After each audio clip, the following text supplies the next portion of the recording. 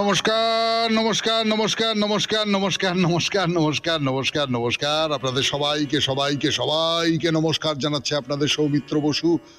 সবাইকে অজস্র অজস্র শুভ কামনা জানাচ্ছে, সবাইকে স্বাগত জানাচ্ছে আজকের এই শরণাগত অনুষ্ঠানে এবং সবাইকে শুভ সকাল জানাচ্ছে। শুভ সকাল। সত্যি সত্যি আজকে একটা শুভ উৎসবের দিন।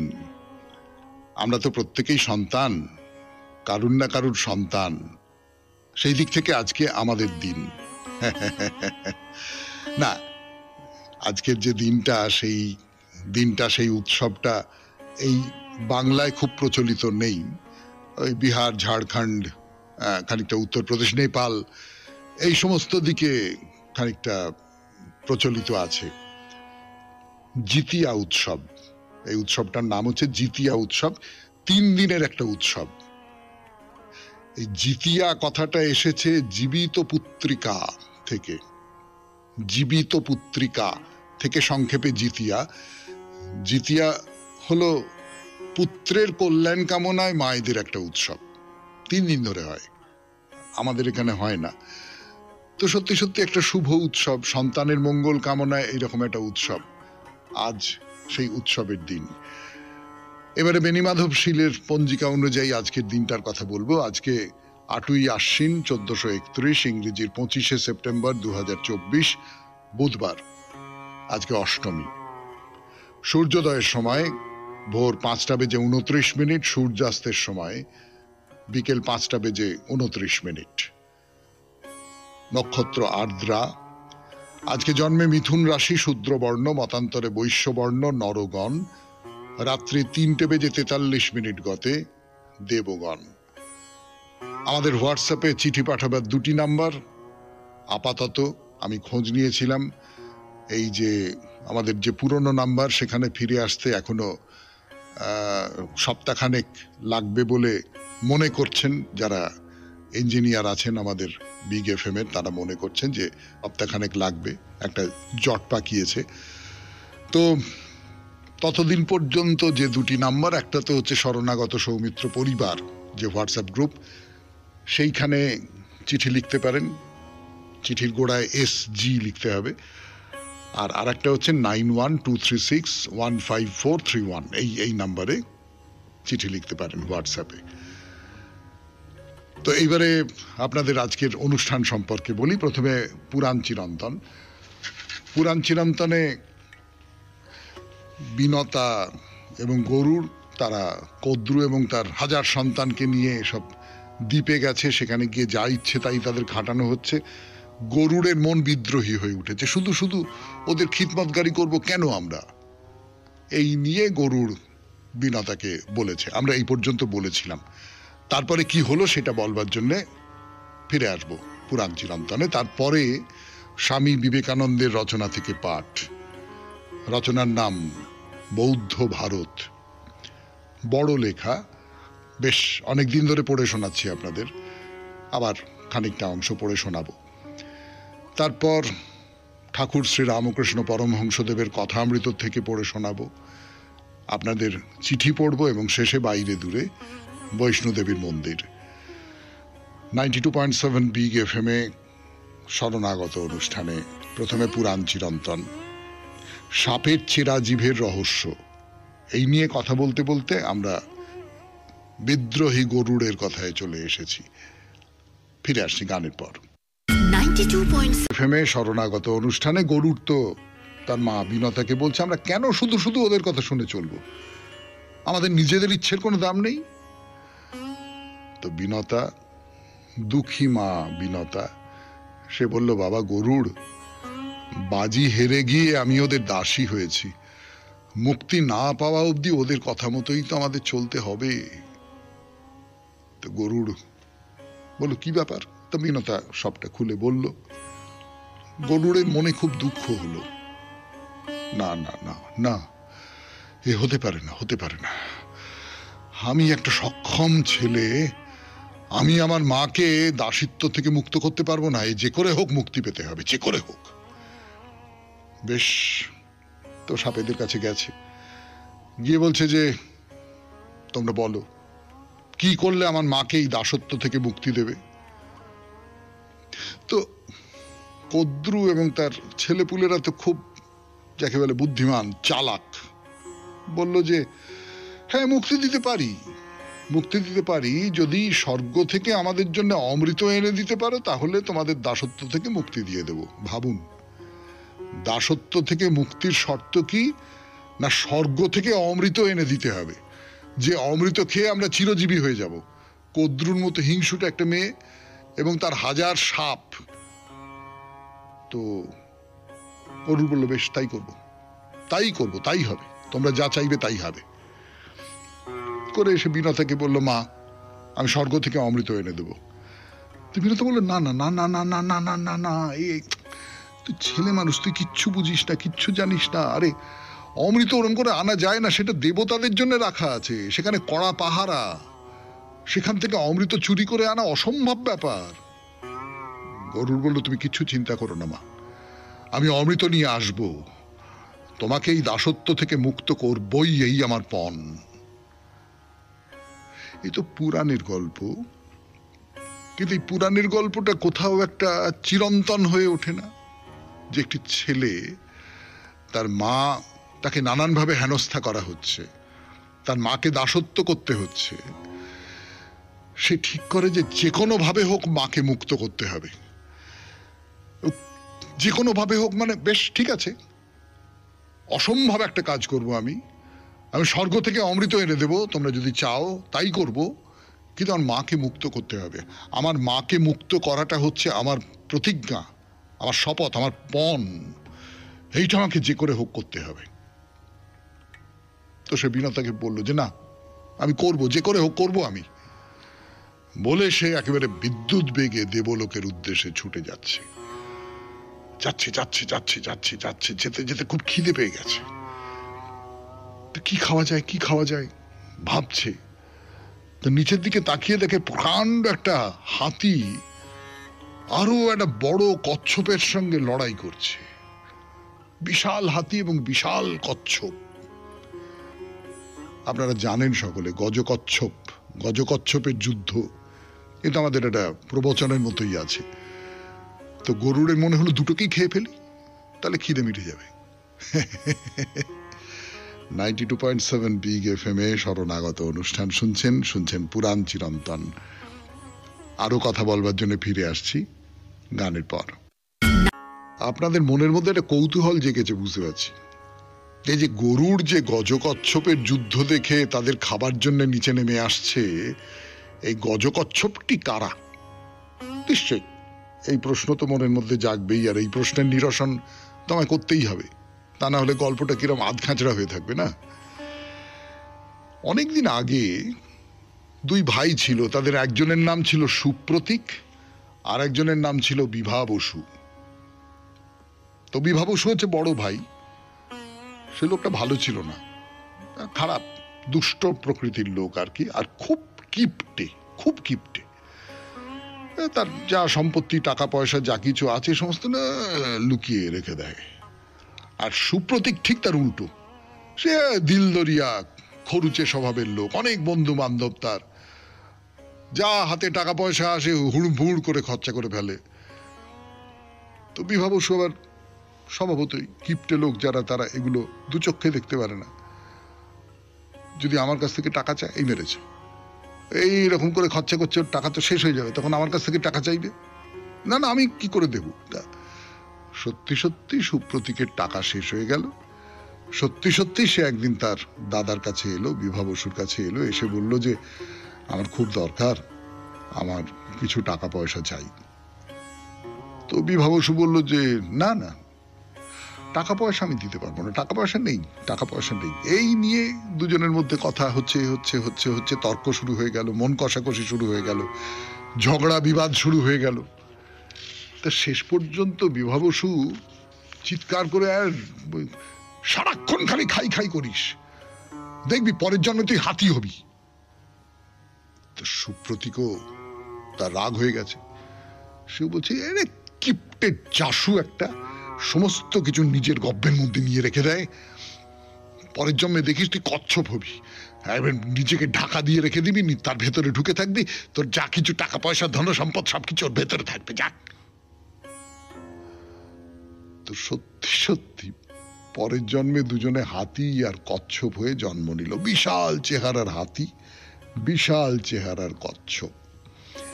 এই হচ্ছে গজকচ্ছপের ইতিবৃত্ত। আজকের মতো এই ইতিবৃত্তটুকুই থাক, এর পরের দিন বলা যাবে তাদের সঙ্গে গরুড়ের কি হলো না হলো। 92.7 বিগ এফএম এ শরণাগত অনুষ্ঠানে গানের পর স্বামী বিবেকানন্দের রচনা থেকে পাঠ, বৌদ্ধ ভারত। আপনাদের যতটা শুনিয়েছিলাম তারপর থেকে আবার খানিকটা। 92.7 বিগ এফএম এ শুনছেন জীবনের সহজ পাঠ, শরণাগত। বৌদ্ধ সম্প্রদায় ভারতের প্রথম ধর্ম সম্প্রদায়। এই ধর্ম সম্প্রদায় একথা প্রথম প্রচার করেছিল যে বৌদ্ধ ধর্মের নির্ধারিত পথই একমাত্র পথ। সেই পথের আশ্রয় ভিন্ন মুক্তির আর কোনো পথ নেই, সেই পথই সত্য পথ। কিন্তু হিন্দু রক্ত ধমনীতে প্রবাহিত থাকায় অন্যান্য দেশের গোঁড়া সাম্প্রদায়িকদের মতো তত নিষ্ঠুর এরা হতে পারেনি। কাজে অন্যদেরও মুক্তি হবে, তবে বহু বিলম্বে, এবং ধীরে ধীরে সেটি হওয়া সম্ভব, এ কথাও তারা বলতো। হিন্দু রক্তের প্রভাবের ফল ছিল সেটা। খুব বেশি নির্মম হওয়া তাদের পক্ষে সম্ভব হয়নি, তবু বৌদ্ধ ধর্ম গ্রহণ করতে হবে, এই ছিল নির্দেশ। এদিকে হিন্দুদের মতে অন্য সম্প্রদায়ে যোগদান করা ঠিক নয়। যে যেখানে আছো সেইখানেই থাকো, সেই স্থানটি যেন পরিধি, সেখান থেকেই কেন্দ্রবিন্দুতে যাত্রা করা যেতে পারে, এইটি ঠিক। হিন্দু ধর্মের সুবিধা এই যে মত বা সূত্রের উপর বিশেষ গুরুত্ব হিন্দু ধর্ম আরোপ করে না, আরোপ করে জীবনের উপর। জগতের সর্বোত্তম দার্শনিক মতবাদের অনুগামী হয়েও কেউ যদি আচার ব্যবহারে মূর্খ হয়, নির্বোধ হয়, তবে তার জ্ঞান ব্যর্থ। আর যদি জীবনে এবং ব্যবহারে কেউ সৎ হয়, তবে তার আশা আছে, তার ভবিষ্যৎ উজ্জ্বল। এই যদি অবস্থা হয়, তাহলে বৈদান্তিকগণ সকলের জন্যই অপেক্ষা করতে পারেন। বেদান্তের প্রতিপাদ্য বিষয়ই হচ্ছে এই যে এক অদ্বয় বস্তুই নিত্য সত্যরূপে বিরাজিত, তিনিই ব্রহ্ম। স্থান, কাল, কার্য পরম্পরা প্রভৃতি সব কিছুর ঊর্ধ্বে তাঁর স্থান। কোনো সংজ্ঞা দ্বারা তাকে প্রকাশ করা যায় না। তিনি সৎ, তিনি চিৎ এবং তিনি আনন্দময়। এছাড়া অন্য কোনোভাবে আর তাকে ব্যক্ত করা সম্ভব নয়। তিনি একক সত্য। আমি, তুমি, সজীব, নির্জীব, যেখানে যা কিছু আছে সব কিছুর মধ্যেই তিনি সত্যরূপে অনুস্যূত। সেই পরজ্ঞানের উপর আমাদের সমুদয় জ্ঞান প্রতিষ্ঠিত, সেই পরমানন্দেই আমাদের সকল আনন্দ বিধৃত। মানুষ যখন এ তত্ত্বটি উপলব্ধি করে, তখন সেই পরম সত্যের সঙ্গে তার সম্পর্ক অচ্ছেদ্য হয়। সে এবং অদ্বৈত সত্য অভিন্ন হয়ে দাঁড়ায়। অতএব সর্বমলিনতা অপসারিত হলে, সর্বস্থূলতা দূরীভূত হলে, সৎ ও পবিত্র স্বভাবের মধ্য দিয়ে মানুষ উপলব্ধি করে, যীশুখ্রিস্ট যেমন বলেছিলেন, আমি এবং আমার পিতা এক ও অভিন্ন। বৈদান্তিকগণ সকলের জন্য ধৈর্য ধারণ করে অপেক্ষা করতে পারেন।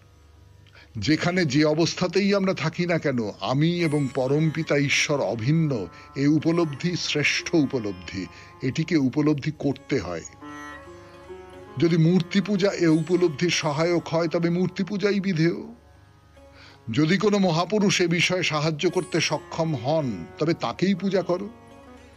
যদি মোহাম্মদকে পূজা করলে কাজ হয়, তবে তাই করো। কিন্তু যাই করবে ঐকান্তিক নিষ্ঠার সঙ্গে করো। বেদান্ত মতে নিষ্ঠাই সিদ্ধির ধ্রুব সহায়ক। কেউ বাদ যাবে না, কেউ প্রত্যাখ্যাত হবে না। তোমার চিত্ত যেখানে সর্বসত্য নিহিত, ধীরে ধীরে পর্যায়ে পর্যায়ে বিকশিত হবে এবং চরমে এই পরম তত্ত্ব তুমি উপলব্ধি করবে, তুমিও তোমার পরম পিতা এক ও অভিন্ন। মুক্তি কি? ব্রাহ্মী স্থিতি মুক্তি। কিন্তু কোথায় সেই ব্রাহ্মী স্থিতি? সর্বত্র, সর্বস্থানে ও সর্বকালে যে ব্রাহ্মী স্থিতি, তাকেই মুক্তি বলে। এই যে বর্তমান মুহূর্তটি, বর্তমান ক্ষণটি, মহাকালের বুকে যে কোনো মুহূর্তেরই মতো সেটি পরম মূল্যবান। এই হচ্ছে প্রাচীন বেদের মহতী বার্তা। বৌদ্ধ ধর্মের প্রভাবে এই বার্তা পুনর্জীবিত হয়েছিল। বৌদ্ধ ধর্ম ভারতবর্ষ থেকে নিশ্চিহ্ন হয়েছিল সত্য, কিন্তু ভারতের জাতীয় জীবনে সে এক অক্ষয় চিহ্ন রেখে গিয়েছে, দাক্ষিণ্যে ও জীবজন্তুর প্রতি অহিংসায়। আর আজ ভারতের এক প্রান্ত থেকে অপর প্রান্ত পর্যন্ত বৈদান্তিক মতবাদ তার বিজয়াভিযান শুরু করেছে। শেষ হলো বৌদ্ধ ভারত প্রবন্ধ, স্বামী বিবেকানন্দের রচনা। 92.7 বিগ এফএম-এ শরণাগত অনুষ্ঠানে এরপর কথামৃত থেকে পাঠ। আমি আছি আপনাদের সঙ্গে, আপনাদের সৌমিত্র বসু। এরপর এবার কথামৃত থেকে পাঠ 92.7 বিগ এফএম-এ শরণাগত অনুষ্ঠানে। এই হাজরার সঙ্গে কথাবার্তা হচ্ছে।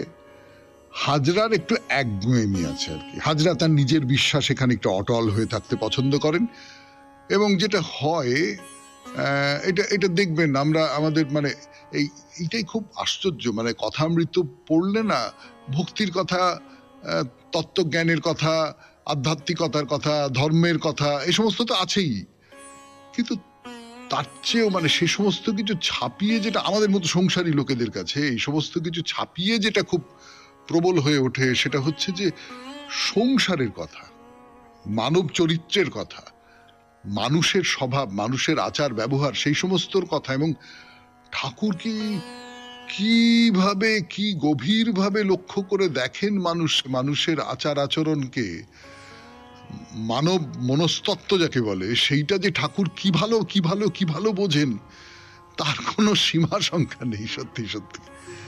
এই যেমন হাজরার সম্পর্কে বলছেন যে এই যে বোঝানো হলো, তো ও বুঝে চলে গেল, কিন্তু এই যে বোঝাটা, এইটা আবার মন থেকে সরে যাবে। এটা আপনারা দেখবেন চারপাশের বহু মানুষজন আছেন, তাদের একটা কিছু হলো, তাকে বোঝানো হলো, তার একটা দৃঢ় ধারণা ছিল, সেই ধারণা থেকে একটা তর্ক করে উল্টো দিকে যিনি আছেন তিনি তাকে বুঝিয়ে দিলেন যে না, তুমি যেটা ভাবছো সেটার মধ্যে এই গন্ডগোলগুলো আছে, আসলে এই রকম করে তুমি যদি দেখো তাহলে ঠিক দেখা হবে, মানে যেরকম হয় আর কি। মানুষ সাধারণত তর্কে হারতে চায় না, কিন্তু ধরা যাক তাকে প্রমাণ করে দেওয়া গেল যে এইটা সে মেনে নিল। পরে আবার তার যে পুরনো যে ধারণাটা, সেইটা আস্তে আস্তে নতুন যেটা শিখলো বা নতুন যেটা জানলো বা উপলব্ধি করলো, সেইটাকে গ্রাস করে ফেললো, সে আবার আগের জায়গায় ফিরে এলো। এরকম হয় না? আপনার চেনা জানা লোকজনদের মধ্যে এরকম দেখেননি আপনি? হ্যাঁ, এটা হয়।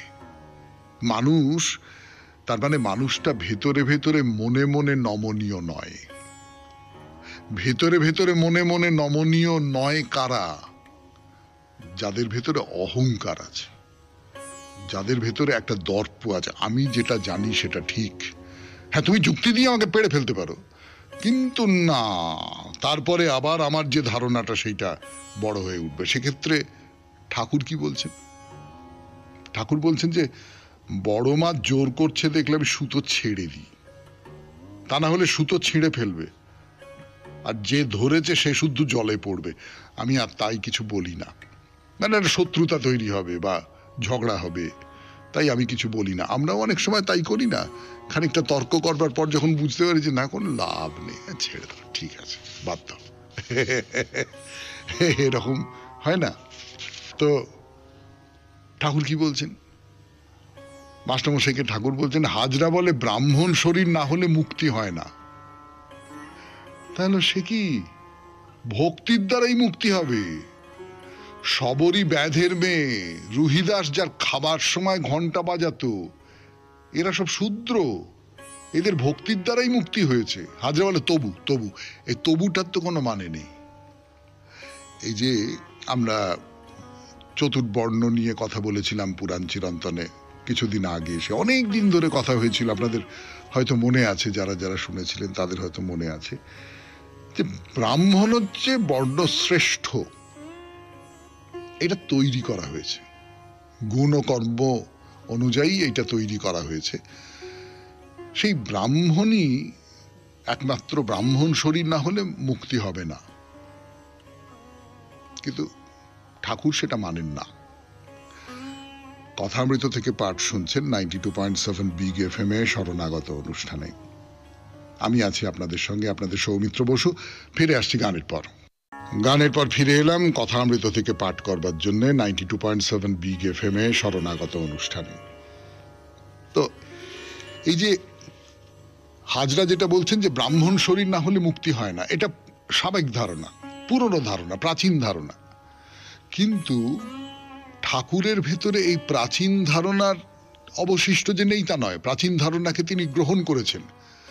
তার সঙ্গে সঙ্গে পরবর্তীকালে আমাদের মধ্যযুগীয় যে ভারতীয় সাধক যারা ছিলেন, ধরুন তুকারাম, নানক, কবির, দাদু, এই যে সব সাধকেরা, তাদের যে ভাবনা, চৈতন্যদেব তাদের যে ভাবনা, সেই ভাবনাটাও ঠাকুরের ভেতরে, আমাদের ঠাকুর শ্রী রামকৃষ্ণ পরমহংসদেবের ভেতরে চলে এসেছে। ঠাকুর কিন্তু তার উত্তরাধিকারও লাভ করেছেন। চৈতন্যদেবের কথা আমি যদি বলি, তুমি হরিনাম করো, হরিনাম করলে সমস্ত, তিনি জবন হরিদাসকেও গ্রহণ করেছেন। জবন হরিদাসও তার শিষ্য, জবন হরিদাসও মুক্তি পেতে পারে। এইটা হাজরা এইরকম জায়গা থেকে একটা গোড়া রক্ষণশীল জমিতে দাঁড়িয়ে রয়েছেন। তো ঠাকুর বলছেন ধ্রুবকে লেয়, কিন্তু প্রহ্লাদকে যত লেয় ধ্রুবকে ততটা নয়। তো প্রহ্লাদ অনেক বেশি ত্যাগী, অনেক বেশি বড় ভক্ত। তো নটো বলল ধ্রুবর ছেলেবেলা থেকে অত অনুরাগ, তখন আবার চুপ করে গেল। আমি বলি কামনা শূন্য ভক্তি হচ্ছে অহৈতুকী ভক্তি, এর চেয়ে বড় আর কিছু নেই। যদি আরো কারে ভালোবাসো, যদি আরো ফিরে নাহি আসো, তবে তুমি যাহা চাও তাই যেন পাও, আমি যত দুঃখ পাই গো। আমি তোমার কাছে কিছু দাবি করছি না, আমি তোমার কাছে কিছু দাবি করছি না, আমি শুধু দূর থেকে তোমাকে ভালোবেসে যাব, এইটুকু, তোমাকে ভালোবাসবার অধিকারটুকু আমাকে দাও, তোমাকে ভালোবাসবার আনন্দটুকু আমাকে দাও। আর আমি কিচ্ছু চাই না। এই যে কামনা শূন্য ভক্তি, আমার ভক্তির কোনো হেতু নেই, কোনো কারণ নেই। আমি এই কারণে তোমাকে ভক্তি করছি যে তার বদলে তুমি আমাকে এই দেবে। হাজরা কিন্তু ঐশ্বর্যে বিশ্বাস করেন, তার বদলে আমি এইটা পাবো। ঠাকুর বলছেন না, ওসব কিচ্ছু চাইছি না। আমি শুধু ভক্তি দিতে চাই, তোমাকে ভক্ত হতে চাই। বলে খুব চমৎকার সব উদাহরণ দিচ্ছেন। কিরকম উদাহরণ বলবার জন্য ফিরে আসছি গানের পর 92.7 বিগ এফএম এ শরণাগত অনুষ্ঠানে। যারা মতলব থেকে কোনো কিছু পাবার কথা ভেবে ঈশ্বরের আরাধনা করে, তাদের সমস্যাটা কি হতে পারে সেইটা ঠাকুর বলছেন। কিভাবে বলছেন? কোন একজন বড় মানুষ, আমি সেই বড় মানুষকে ভক্তি করি, পুজো করি, আমি সেই বড় মানুষকে ভালোবাসি। ভক্তি বলুন, পুজো বলুন, সবটা তো ভালোবাসা থেকেই আসে আসলে। তো আমি সেই বড় মানুষকে ভালোবাসি।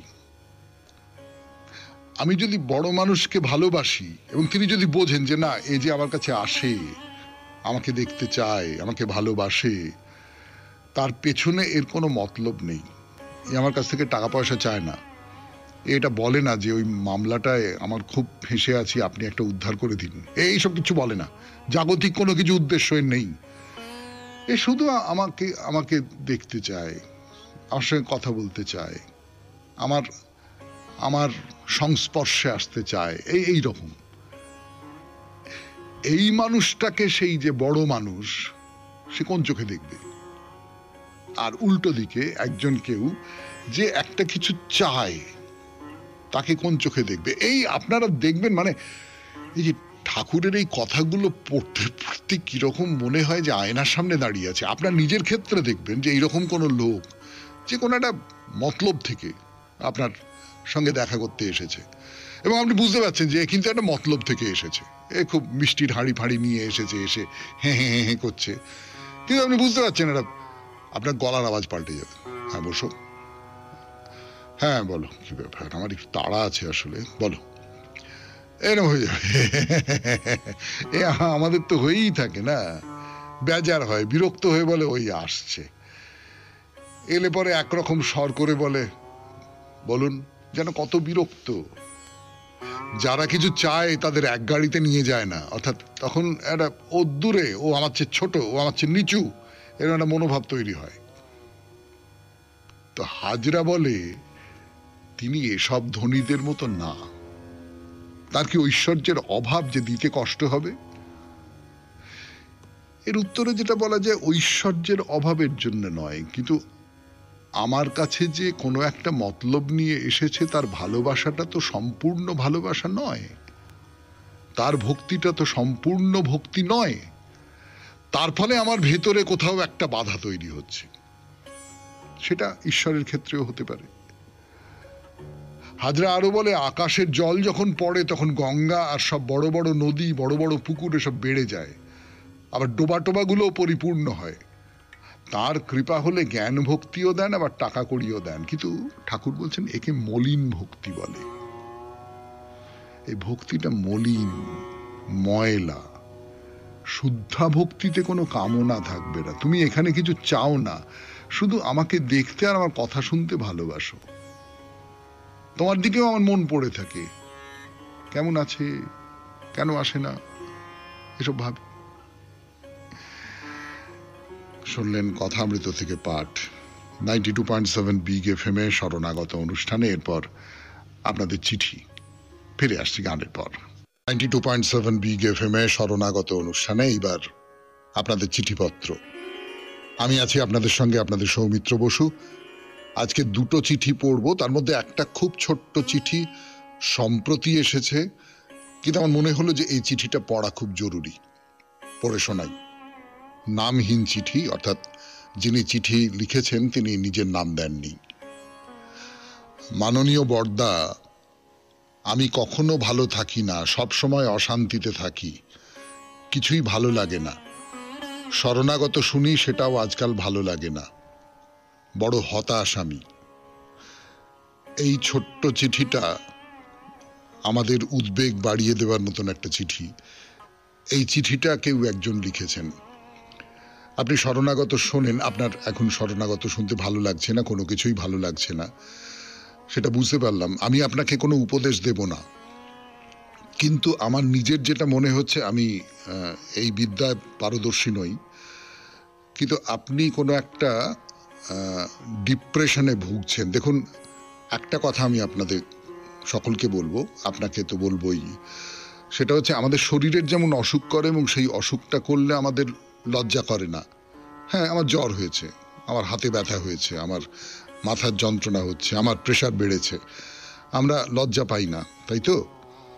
তেমনি করে মনও কিন্তু অসুস্থ হয়ে পড়ে মাঝে মাঝে। তার নানান কারণ থাকতে পারে, শরীরের অসুস্থতার যেমন নানান কারণ থাকতে পারে, মনেরও অসুস্থতার নানান রকমের কারণ থাকতে পারে।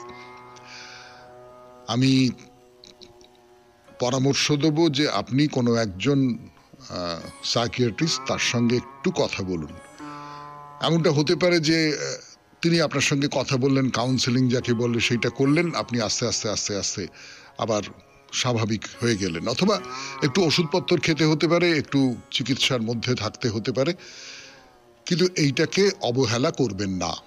এটা আমার দিক থেকে সানুনয় অনুরোধ এবং শরণাগত পরিবারের পক্ষ থেকে অনুরোধ, এটাকে অবহেলা করবেন না, কেমন? 92.7 বিগ এফএম এ শরণাগত অনুষ্ঠানে এবার পরের চিঠি। পরের চিঠিটি লিখেছেন সৌমিত্র চট্টোপাধ্যায়, কবিতা পাঠিয়েছেন তিনি একটি, পড়ে শোনাবো। নিত্য সকালে শরণাগতর সময়টা আনন্দ ভরা। আমাদের গ্র্যান্ড সৌমিত্রবাবু বাইরে দূরের মানস ভ্রমণে শুধু দ্রষ্টব্যের মনোমুগ্ধকর বর্ণনা নয়, তার সঙ্গে পথের যে ছবির মতো বিবরণ দেন, তাইতে মনের ভাবসাগরে লীলায়িত তরঙ্গ উছলে পড়ে। ভাবনা দুয়ার খুলে বাস্তবের পথ, মনের কল্পলোকের পথ আর জীবনের পথ সব একাকার হয়ে হৃদয়ে পূরিত করে। মনে ভারী একটা ছন্দের সঞ্চার হয়।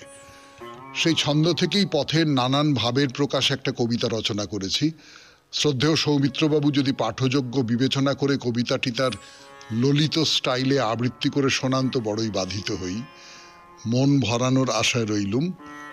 পথের কথা। আমার পরম সৌভাগ্য যে আমার এইসব কথাবার্তা কোথাও কারুর মনের মধ্যে অন্তত অন্য কিছু রচনা করবার প্রেরণা জাগিয়ে তুলছে। এটা তো একটা খুব বড় সৌভাগ্য। সৌমিত্র চট্টোপাধ্যায়, তার লেখা কবিতা পড়া শুরু করছি। কবিতার নাম পথের কথা। ওই চলেছে পথটি হোথায় দিকের সীমায় দূরে, সৃষ্টি তাহার কোন মুলুকে, যাবেই বা কোন পুরে। দিগন্তে ওই মেঘের মিনার শীতটি তুলে নভে, হীরক ছটায় রবির জ্যোতি স্বপ্ন ছড়ায় ভবে। পথটি কোথাও হলুদ বরণ উষার ভানুর করে, কোথাও বা তার আসমানি রং স্নিগ্ধ দিবস ভোরে।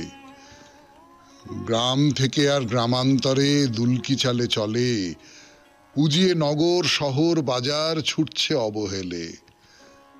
হৃদয় মাতায় এমন পথের নানান রঙের মেলা, চিকন পথের রং সায়রে ভাসাই মনের ভেলা।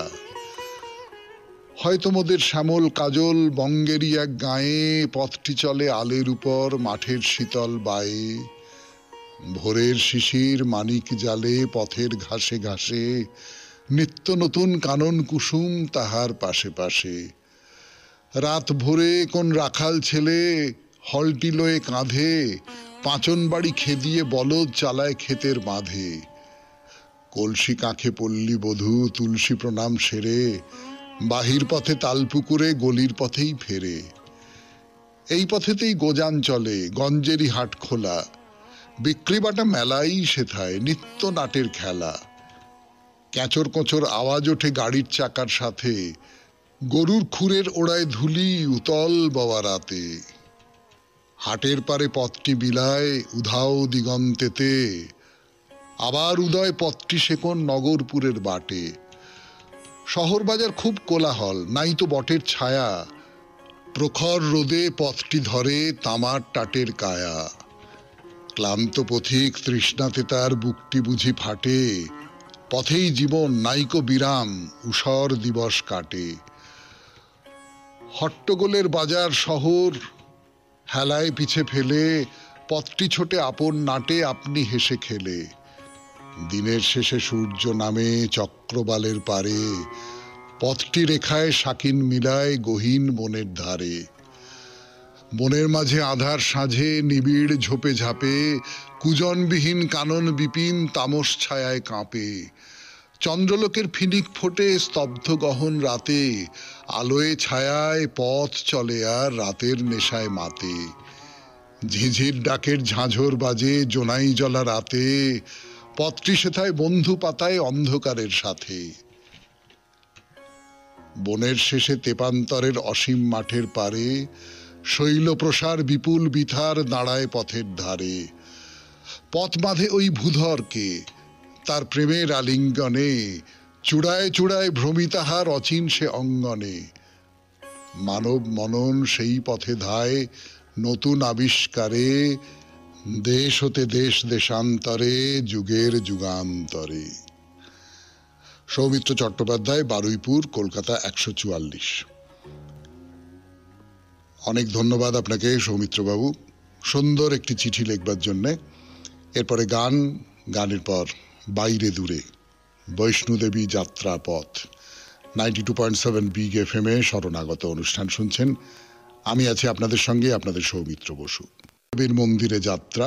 আপনাদের এর আগের দিন বলছিলাম যে দুভাবে আপনি যেতে পারেন, একটা হচ্ছে সোজা পথ দিয়ে, আর একটা হচ্ছে সিঁড়ি ভেঙে ভেঙে। সোজা পথ দিয়ে যদি যেতে হয়, আপনারা যে কোনো পাহাড়ি রাস্তার কথা খুব ভালো করে জানেন যে গোল হয়ে পাহাড়টাকে বেড় দিয়ে দিয়ে ঘুরে ঘুরে ঘুরে ঘুরে সাপের মতো বেড় দিয়ে দিয়ে সেই পথ ওঠে। আর সিঁড়ি কিভাবে ওঠে সেটা তো সোজা উঠে যায়।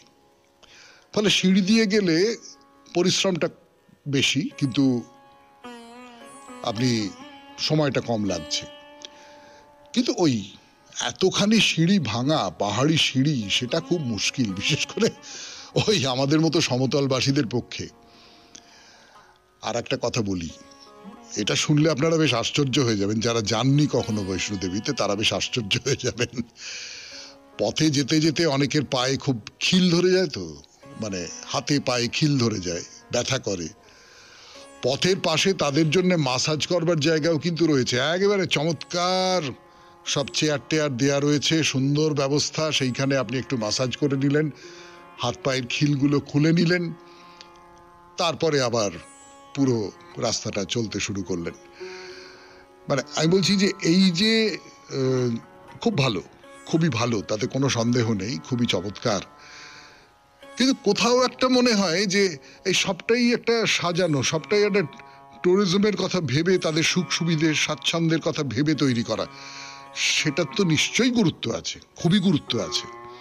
কিন্তু আবার ওই একেবারে আমরা তো অনেকবার নানান জায়গায় পাহাড়ি পথে গেছি, সেখানে এই সমস্ত কিছু করা নেই, নিজের মতন করে পাহাড়ি পথ আপনাদের টেনে নিয়েছে।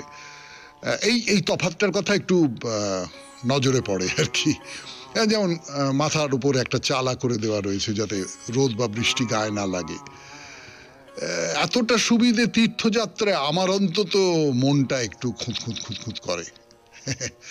মানে রাস্তাটা কিরকম জানেন তো, কি বলবো আপনাদের, ওই ওই দক্ষিণেশ্বরে স্কাই ওয়াক আছে না, মাথার উপরে চালা আছে, উঁচু দিয়ে হেঁটে যাচ্ছেন, এটা তার একটা খুব অনেক অনেক বড় একটা সংস্করণ। এবং পায়ের নিচে ভিড়, প্রচুর গাড়ি মানুষজন, এই সমস্ত নয়, পায়ের নিচে পাহাড়, প্রকৃতি, এইসব। তো মাঝে মাঝে বেঞ্চি পাতা আছে, বেশ অনেকগুলো বেঞ্চি, যাতে সবাই মিলে বসে একটু বিশ্রাম করে নেওয়া যায়। এই যেতে যেতে যেতে যেতে একটা জায়গায় এসে পথটা দুটো ভাগে ভাগ হয়ে গেছে। সেখানে একটা বোর্ড টাঙানো রয়েছে, পাহাড়ের গায়ে হেলান দিয়ে একটা বোর্ড। সেই বোর্ডে লাল কালি দিয়ে লেখা রয়েছে শ্রী মাতা বৈষ্ণব দেবী। তা দুটো ভাগ করা আছে, একটা ভাগ ওই 5.5 কিলোমিটার রাস্তা পার হয়ে যেতে হবে, আর একটা ভাগে ওই বৈষ্ণোদেবী পৌঁছতে 6.5 কিলোমিটার লাগবে। মানে দূরত্বটা 1 কিলোমিটার বেশি কম। এইভাবে এসে পৌঁছানো গেল ভবন, অর্থাৎ বৈষ্ণোদেবীর যে ভবন সেইখানে। তো যেতে যেতে যেতে যেতে আর একটা কথা বলবার, সেটা হচ্ছে যে পথে প্রচুর হনুমান দেখতে পাবেন। প্রচুর মুখ পোড়া হনুমান। খাবার দাবার তাদের কাছ থেকে একটু সাবধানে রাখবেন, কিন্তু তারা যে খুব একটা উপদ্রব করবে এইরকমটা নয়। আসলে প্রচুর মানুষ যাচ্ছেন তো একসঙ্গে, ফলে তাদের প্রতাপটা একা মানুষ হলে যতটা দেখাতে পারে ততটা দেখাতে পারবেন না। কিন্তু ওই খাবার দাবারটা একটু সাবধানে। শুনছেন বাইরে দূরে বৈষ্ণোদেবীর যাত্রাপথ 92.7 বিগ FM এ শরণাগত অনুষ্ঠানে। আরো কথা বলবার জন্য ফিরে আসছে আপনাদের সৌমিত্র বসু। মাঝখানে একটু গান শুনে নি। পাহাড়ি পথ, যেটা ধরুন 5.5 কিলোমিটার পথ, সেটা পার হতে কত সময় লাগতে পারে সেটা আন্দাজ করে নিন। আমাদের সমতলের যে আন্দাজ, সেটা তো এখানে মিলবে না। ধরুন আমি আপনাকে বলছি যে যে কাটরা থেকে 13 কিলোমিটার রাস্তা আমরা যাচ্ছি, তাতে হেলে দুলে একটু বিশ্রাম করে ছবি তো তুলবেনই, হ্যাঁ, সেলফি ইত্যাদি তো তুলবেনই। সে তো ঠেকানো যাবে না, ঠেকানো হবেই বা কেন? ছবি স্মৃতিতে রেখে দেবেন না, মনের মধ্যে রেখে দেবেন না, আপনার বাক্স প্যাঁটরায় রেখে দেবেন না, বা আপনার মোবাইলে রেখে দেবেন না, যে এই সব গিয়েছিলাম বৈষ্ণোদেবী, তার পথ ছবি তুলতে পারেন, ভিডিও করতে পারেন। তো আমার যদি কোনো তীর্থযাত্রায় বেশ অনেকটা রাস্তা যেতে হয়, তখন একটা গান আমার অন্তত মনে পড়ে যাবেই। আমি জানি না আপনাদেরও মনে পড়ে যায় কি না। ওই যে সেই গান, হেমন্ত মুখোপাধ্যায়ের বিখ্যাত কালোজয়ী গান, পথের ক্লান্তি ভুলে স্নেহ ভরা কোলে তব, মাগো বলো কবে শীতল হব, কত দূর আর কত দূর। আহা, আমি যদি গিয়ে শোনাতে পারতাম কি ভালোই না হতো, কিন্তু আমার গলায় তো মা সরস্বতী সুর দেননি, তার ফলে মুখেই বললাম, এমনিতে আবৃত্তি করে বললাম। তো নানান মানুষকে দেখছেন আপনি, এবং চারপাশের প্রকৃতিকে দেখছেন। এই করতে করতে করতে করতে ওই দূরে পাহাড়ের গায়ে, মানে দেখবেন একটা পাহাড় হঠাৎ করে নিচে নেমে গেছে, হ্যাঁ, একেবারে খাদ, মানে পাহাড়ের কোলে একটা বারান্দার মতন, ধরুন পাহাড়ের তৈরি করা বারান্দা, সেই বারান্দার মধ্যে একটা ছোট্ট জায়গা, সেখানে সাদা রঙের কি একটা ওই বৈষ্ণোদেবীর মন্দির এসে গেছে। আপনি দেখতে পাচ্ছেন পথের ক্লান্তি ভুলে মা গো বলো কবে শীতল হব, ওই শীতল হবার জায়গায় আপনি এসে গেছেন। এরকম সময় শরীরে হঠাৎ আলাদা রকমের একটা জোর চলে আসে না? হাঁটতে শুরু করলেন, একটু একটু একটু জোরে জোরেই হাঁটতে শুরু করলেন। ক্লান্ত তো বটেই, এতখানি হাঁটার অভ্যেস নেই, কিন্তু মন্দিরটা দেখে, দূর থেকে দেখে যেন সব ক্লান্তি চলে গেল।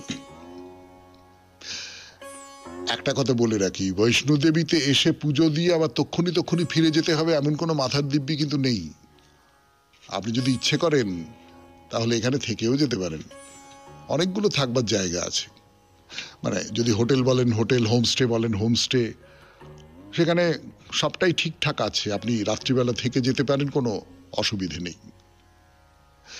জয় মাতা আদি, জয় মাতা আদি। পৌঁছে গেলাম বৈষ্ণোদেবীর মন্দিরে। এখনো পর্যন্ত ভেতরে ঢুকিনি, ভেতরে ঢোকার কথা না হয় পরের দিন বলা যাবে। 92.7 বিগ FM এ শরণাগত অনুষ্ঠান আজকের মতো তাহলে এখানেই শেষ করি। আমাদের হোয়াটসঅ্যাপে চিঠি পাঠাবার নাম্বার, নতুন যে নাম্বার আপাতত কিছুদিনের জন্যে, সেই কিছুদিনটা বড্ড বেড়ে যাচ্ছে, কিন্তু তবুও কিছুদিন। একটাতে হচ্ছে শরণাগত সৌমিত্র পরিবারে আপনারা যারা সদস্য তারা চিঠি পাঠাতে পারেন। সেরকম চিঠি খুব আসছে না, বেশিরভাগটাই আসছে যে নাম্বারে, সেই নাম্বারটা আরেকবার বলি, 9123615431। কিন্তু চিঠির গোড়ায় অতি অবশ্যই SG লিখতে হবে, কেমন? কবিতা দিয়ে শেষ। তোমারে দিন সুখ, মুক্তির নৈবেদ্য গেনু রাখি রজনীর শুভ্র অবসানে। কিছু আর নাহি বাকি, নাইকো প্রার্থনা, নাই প্রতি মুহূর্তের দৈন্য রাশি, নাই অভিমান, নাই দিন ও কান্না, নাই গর্ব হাসি, নাই পিছে ফিরে দেখা। শুধু সে মুক্তির ডালিখানি ভরিয়া দিলাম আজি, আমার মহৎ মৃত্যু আনি। খুব ভালো থাকবেন, আনন্দে থাকবেন। নমস্কার নমস্কার নমস্কার নমস্কার নমস্কার নমস্কার নমস্কার নমস্কার নমস্কার। আপনাদের সবাইকে সবাইকে সবাইকে নমস্কার জানাচ্ছে আপনাদের সৌমিত্র বসু। সবাইকে অজস্র অজস্র শুভ কামনা জানাচ্ছে, সবাইকে স্বাগত জানাচ্ছে আজকের এই শরণাগত অনুষ্ঠানে, এবং সবাইকে শুভ সকাল জানাচ্ছে। শুভ সকাল। সত্যি সত্যি আজকে একটা শুভ উৎসবের দিন। আমরা তো প্রত্যেকেই সন্তান, কারুর না কারুর সন্তান, সেই দিক থেকে আজকে আমাদের দিন। না, আজকের যে দিনটা, সেই উৎসবটা এই বাংলায় খুব প্রচলিত নেই। ওই বিহার, ঝাড়খণ্ড